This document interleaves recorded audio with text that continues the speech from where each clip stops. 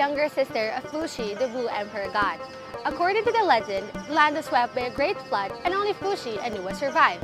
They went up to the mountain of Kunlun and the god of heaven spoke to them saying, "You and your sister have to procreate the human race." And so they did. When they both got tired, they thought of another way to speed up the process. Fuxi and Nuwa made use of clay to create human figures.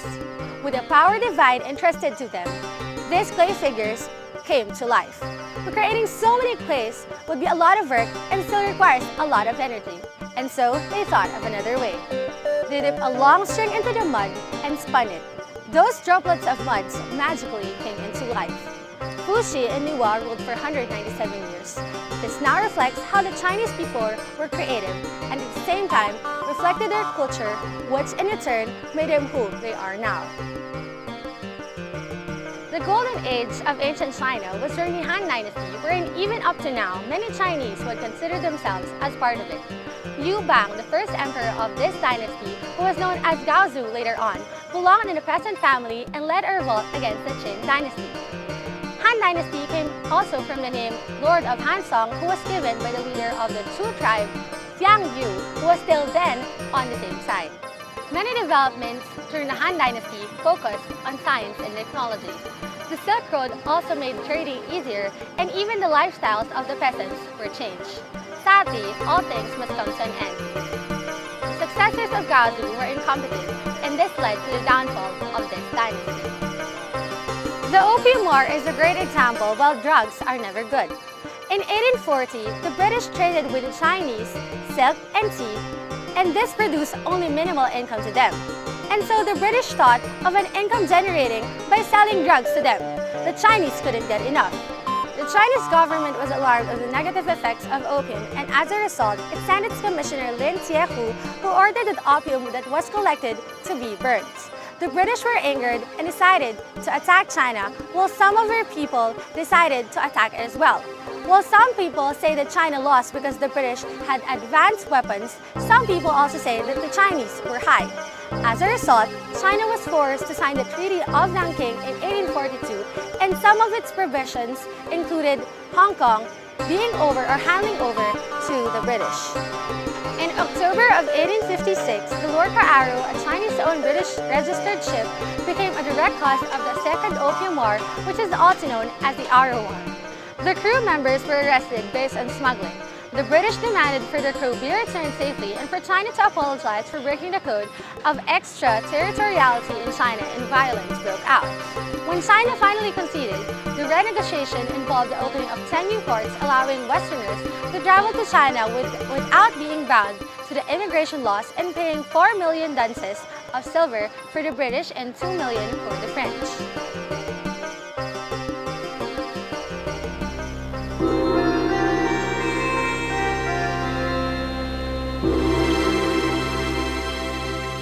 India, also known as the land of religion, has seen the emergence of various acts of faith that has helped shape its community. Through Hinduism, Buddhism, and to some extent Islam, it has given the world one of the most colorful traditions and literature that has helped shape our community today. India is one of the earliest cradles of civilization, which started from the Indus River Valley about 3000 BC, wherein the dark-skinned natives called Dravidians built cities, temples, and artworks. However, about 2000 BC, the Indo-Aryans belonging to the Caucasoid race invaded mostly the northern part of India, which began the Vedic Age. They left behind Sanskrit, epics, and religious texts, the earliest of which is called Vedas, which what came to be Hinduism. From the religion of Hinduism, the caste system is created, which was one of the most fundamental foundations in the Hindu faith. The caste system is a hierarchy consisting of 5 kinds of people, namely the Brahmins, Kshatriyas, Vaishyas, Sudras, and the Kandalas. Each one of them represents a body part. The Brahmins, who belong to the highest class, are represented by the mouth. Kshatriyas are the soldiers, represented by the arms. The Vaishyas are merchants and professionals who are represented by the thighs. The Sudras, on the other hand, are the laborers and servants, represented by the feet, while the Kandalas are considered to be the lowest strata of the caste system, which is why they are also called the untouchables and do not have a representation. The caste system serves as basis for the cycle of Hinduism, which consists of Dharma, Samsara, Karma, and Moksha. Dharma is the role and responsibility of a person in the present life, which would also determine his fate.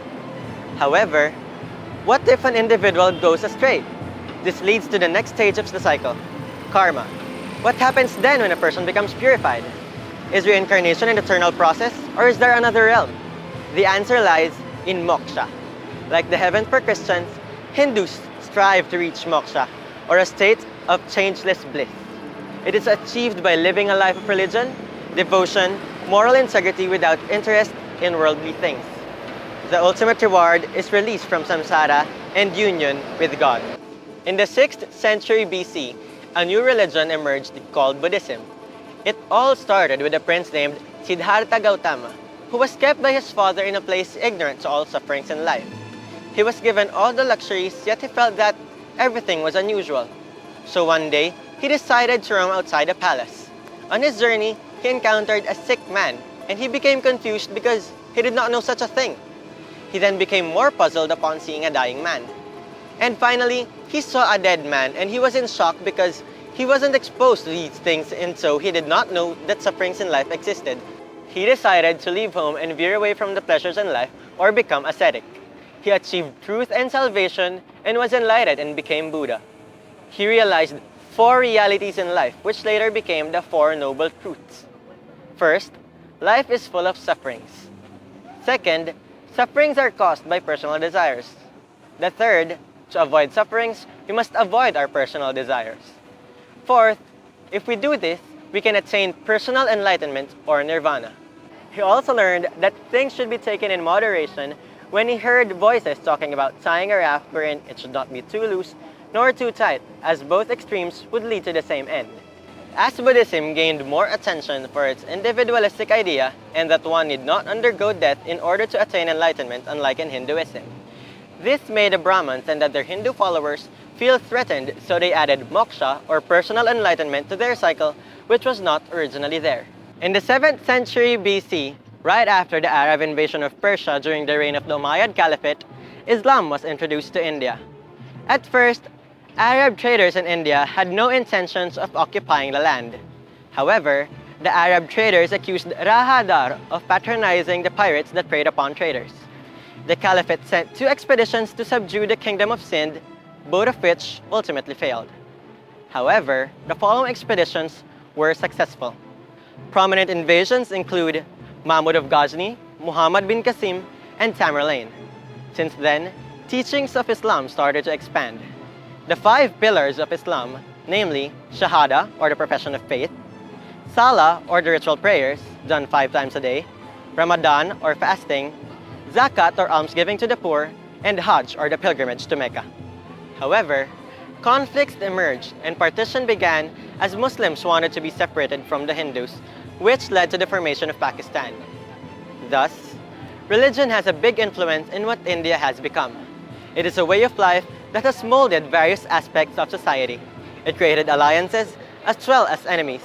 Hence, it served as a factor in shaping the Indian society.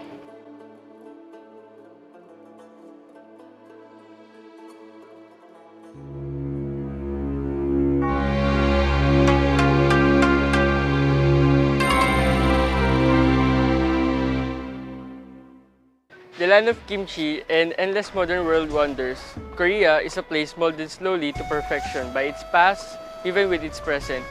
Ever wondered where your fairy tales came from? A vast land with kings and queens, a huge palace, and magic. Sorry to disappoint, but it did not happen. Although Korea's Joseon dynasty was close enough, for all we know, the Joseon dynasty could be the most remembered in Korean history. With the Goryeo overthrown, General Yi Seong-ye established a new dynasty he called Joseon. Yi Seong-ye? Who is that? Well, it's a known fact that ancient emperors like to rename themselves. Hey! Kinda like those Korean idols you see around, huh? General Yi Seong-ye was the best known as King Taejo, who declared himself as the founder of Kingdom of Great Joseon. It was also during this time that the capital was moved from Gaeyeong to the new city called Hanyang, that was renamed Hanseong, that later became widely known as Seoul, where everything happens. Ever watch Jewel in Palace or any other Korean dramas that feature people with colorful hanboks, with perfectly braided hair and frilly hats? Well, there are shots in Gyeongbok and Changdok, palaces also built during King Taejo's reign. Until now, these palaces exist and are maintained as they serve as tourist attractions. If you mention Korea, you must also know how the form of writing is distinctly different with how the Chinese Hanzi and the Japanese kanji are written. It was thanks to King Taejo's great-grandson, King Sejong, that Koreans did not have to undergo the pain of learning calligraphy.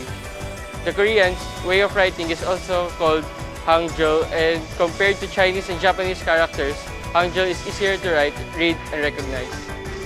But in the 1590s, Korea was attacked by the Japanese samurais under Toyotomi Hideyoshi, whose goal was to invade Ming China. But as a normal flow of life goes, what comes around goes back around.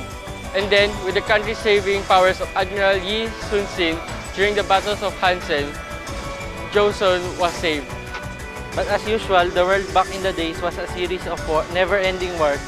It is inevitable that Korea will soon be involved in one directly or indirectly. True to word, it became indirectly involved, as Korea was under the subordination of China, and China had lost to the Sino-Japanese War. Korea fell under the Japanese rule. So much for the Korean Empire. In 1910, the Joseon dynasty fell and Japan formally occupied the Korean peninsula. According to the Japan-Korean Annexation Treaty of 1910, the Emperor of Korea must cede all his authority to the Emperor of Japan. The last Joseon Emperor Yong-hui refused to sign the treaty, but the Japanese forced Prime Minister Lee Wan-yong to sign in the Emperor's stead.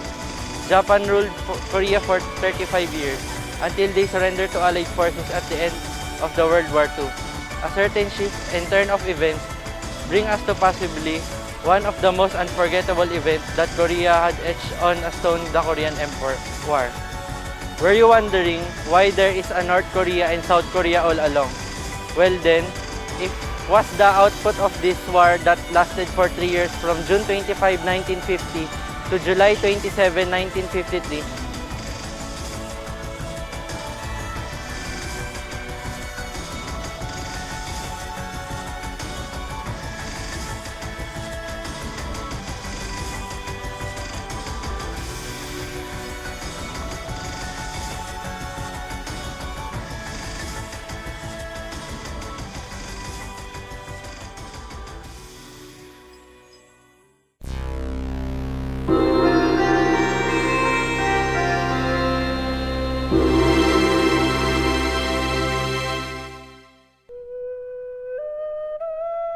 From the 1590s to the 1940s, almost all countries in a region called Southeast Asia were being colonized. These colonizers had ranged from the Japanese, the Europeans, and to the Americans. It may still be a curiosity why such a region was given much interest, but it is no wonder how it all began.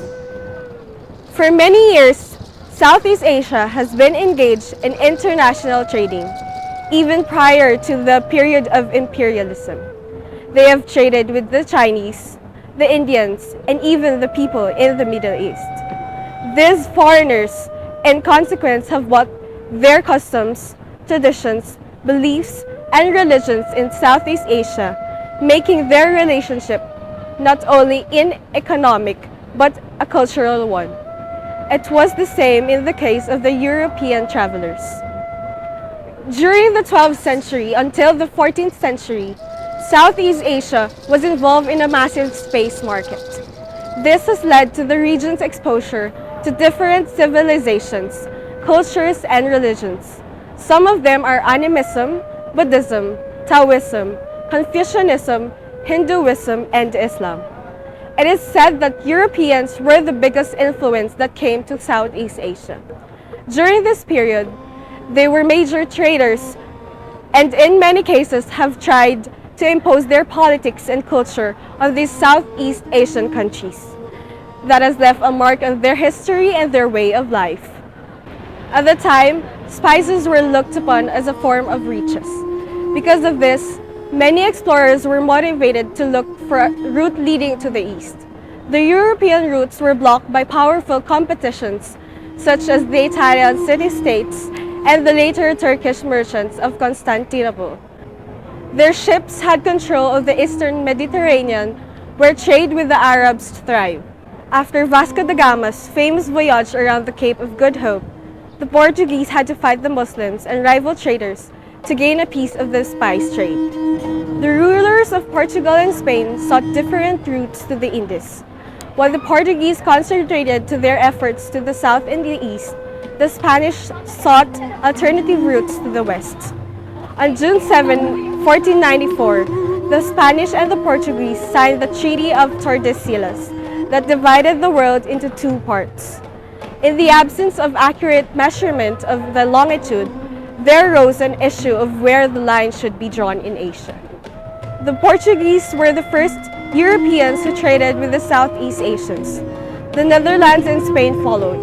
The Dutch took over Malacca from Portuguese in 1641, while Spain started to colonize the Philippines. From 1560s, while the Dutch established a base for trading and expansion into the other parts of Java and the adjacent territory. The Great Britain was one of the last colonists, taking over the city of Penang as they expanded their territory. Aside from the European colonizers, the Japanese and the American colonials controlled much of Southeast Asia. Japanese aggression took place during the Pacific War of the World War II. The Japanese occupied much of Asia, including Southeast Asia. The United States, on the other hand, had colonized the Philippines in the aftermath of the Spanish-American War in 1898. By 1913, the British occupied Burma, Malaya, and the Borneo territories. The French controlled Indochina. The Dutch ruled the Netherlands, East Indies, while Portugal managed to hold on to Portuguese East Timor. In the Philippines, Filipino revolutionaries declared independence from Spain in 1898 but was handed over to the United States despite protests as a result of the Spanish-American War.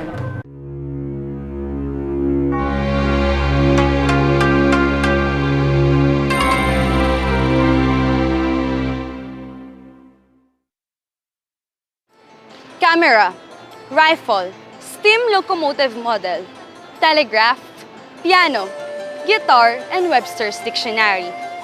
This might be typical things we see today.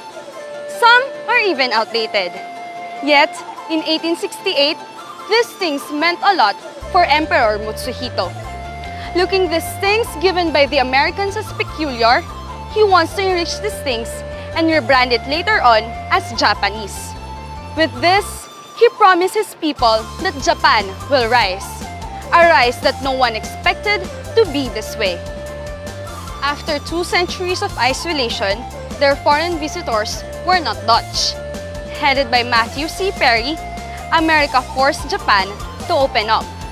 Hence, following the fall of the shogunate, Emperor Mutsuhito, later named as Meiji, young at 16, spearheaded the modernization of Japan. Through the Harris Treaty signed between him and Townsend Harris, diplomatic and consular privileges on Americans in Japan, fixed trade tariff, opening of new ports, and expansion of trading partners meant the opening of the country to the outside world. What made Japan different is a partial deviance to mainstream industrialization, incorporation of Western technology, yet retaining Eastern ethics. Seems contradictory, but through this, an unexpected success story is set to unfold. There came the Sino-Japanese War and the Russo-Japanese War. And in an unprecedented time, the underrated Japan won all of this. The world leaders never anticipated how Japan developed for only a few years. Meanwhile, the country has been marred by natural calamities, especially in turns earthquakes, under Emperor Yoshihito. Economic depression also pounded the empire. It must be a hard time for the country, for the emperor is emotionally and physically weak. But is there anyone who tried to overthrow Yoshihito? None. Regardless how capable or incapable an emperor is, no one would ever plot to depose the emperor. Emperor Hirohito inherited these unfortunate events in Japan. Moreover, it was in his time when they found out that the country is lacking with natural resources. Hence, what was long held plan of the empire shall took effect. Invade rather than trade with Asia. The imperial army started off in Manchuria, but the target is Southeast Asia. They held Formosa and Korea in 1894 and 1910 respectively. The Greater East Asia Co-Prosperity Sphere legitimized this expansion. They sacked all of Southeast Asia except Thailand, some Pacific islands, and a part of China from 1931 to 1945. In August 6 and 9, 1945, Japan faced the greatest atrocity in World War II, the bombing of Hiroshima and Nagasaki. Hence, Japan lost the war. Hirohito relinquished his divinity and is demilitarized. Since then, Japan dreamt of another invasion through the domination of world markets. Unsurprisingly, they succeeded and even became the second largest economy in the world. Now, Japan is the epitome of all Asian countries and their path to success.